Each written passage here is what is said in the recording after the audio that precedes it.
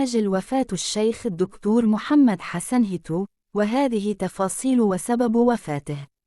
محمد حسن هيتو هو عالم في أصول الفقه الأزهري سوري. ولد محمد حسن هيتو في مدينة دمشق في الجمهورية العربية السورية بتاريخ 10 أكتوبر 1943 ميلادي. ويبلغ الشيخ محمد حسن هيتو من العمر 83 سنة، ويحمل الجنسية السورية، وديانته الإسلام، وهو متزوج ولديه عدة أبناء.